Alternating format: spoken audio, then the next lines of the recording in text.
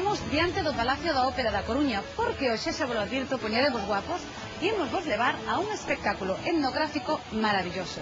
Trátase da última montaxe dun dos grupos de baile e música tradicional de máis prestixio de Galicia.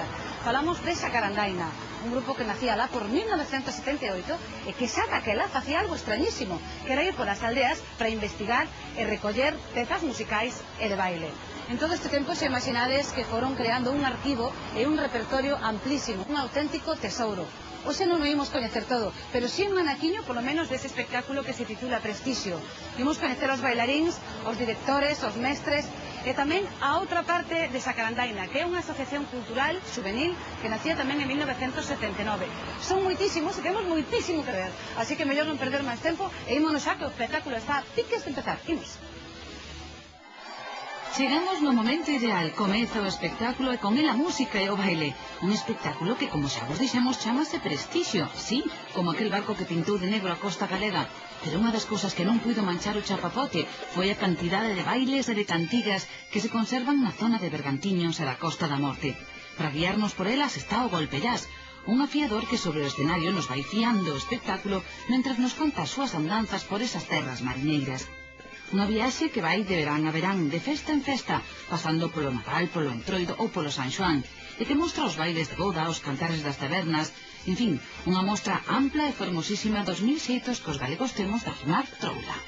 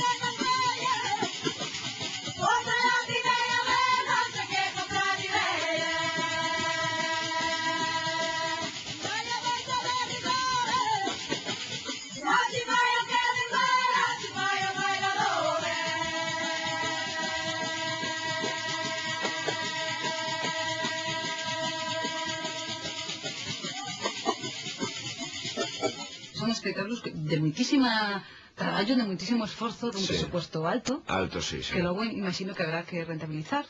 Claro. A idea desto é poñer o folclore tradicional no sitio que se merece. Quero dicir, no máis santo. E pensar que, por que non o folclore tradicional pode competir como espectáculo con calquer outro? Incluso superalo. E por que non? E por que non? Pois é que hasta o momento non se fixera nada neste sentido, non? E entón, bueno, nosotros creo que o estamos conseguindo. Levamos, pois, cantos anos? Como 15 de facer xa, que montamos o primeiro, que se chamaba Costumes e Saberes dun Pobo. Que nervios, Dios mío. Como recordar o primeiro, horrible. Horrible, bien, ¿no?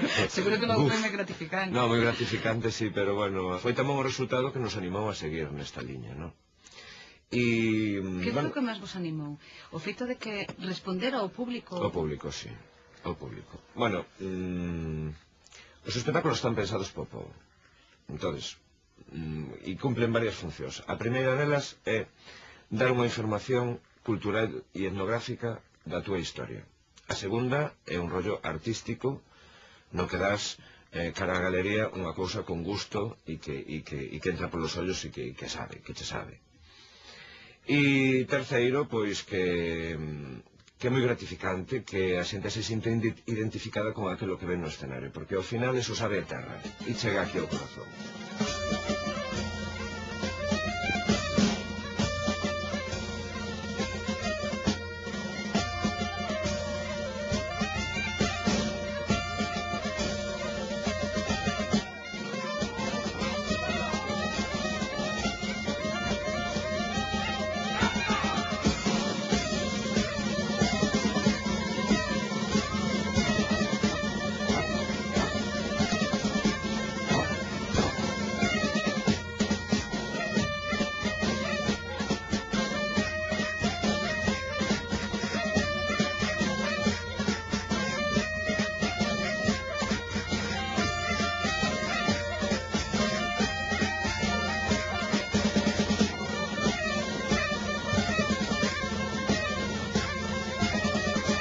Que vos parece? A que é fermoso?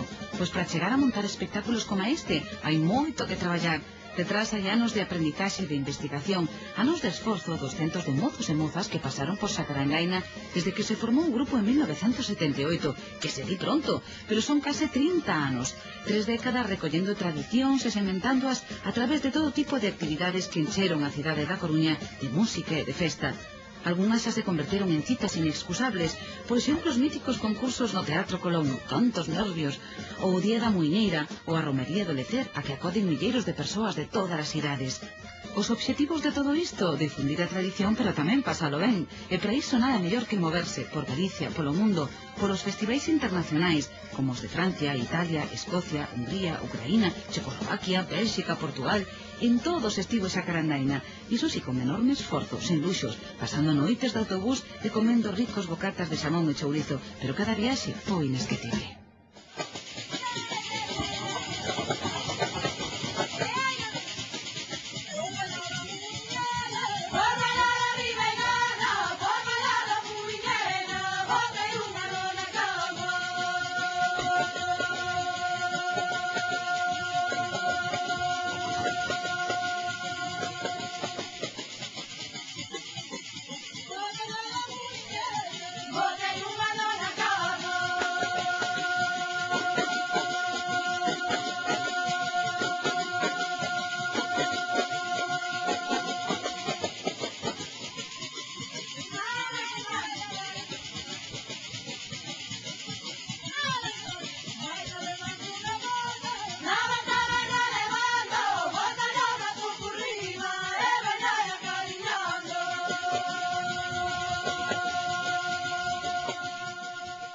É moi importante para vos cuidar os detalles e non adulteralos.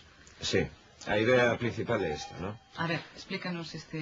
A ver, nosotros facemos un traballo de investigación de campo, sobre todo de campo, e despois pasa por un cribo, por un tamiz, e unhas cousas escollémolas e outras non, pero as que escollemos intentamos levarlas a escena, intentando non desvirtuar ningún de seus detalles. Que significa isto? Pois se cuidan os movimentos que facían os vellos co xeito que tiñan eles. A coreografía auténtica. A música e o vestuario. Entón, respetando todo. Na música, respetando os toques que se fan, donde os fan, a ornamentación da voz.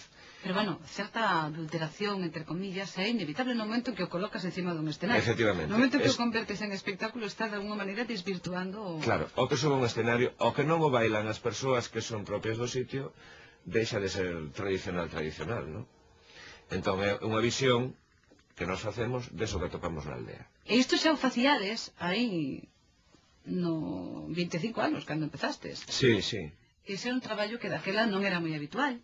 Sí, antes nin era moi habitual e era difícil porque a xente non había costumbre de que nos chegábamos a unha porta, pum, pum, petábamos, salía un homo e mire, usted sabe bailar ou cantar...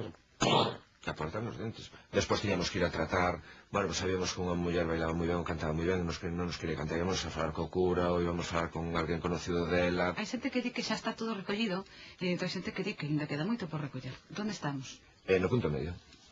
Hai moito recollido e hai moito por recoller. Porque o que sí que se ten é unha visión xeral do que hai no país. Sí. A nivel